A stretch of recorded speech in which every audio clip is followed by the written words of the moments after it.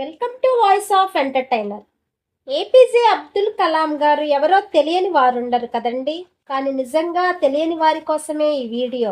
ఎందుకంటే కలాం గారి గురించి ప్రతి ఒక్కరూ తప్పక తెలుసుకోవాల్సిందే. ఒక ప్రొఫెసర్గా, రాష్ట్రపతిగా, రైటర్గా ఉన్న కలాం గారు తమిళనాడు రాష్ట్రంలోని రామేశ్వరంలో ఒక తమిళ ముస్లిం కుటుంబంలో 1931 అక్టోబర్ 15న జన్మించారు. తండ్రి పడవ యజమాని, తల్లి గృహిణి.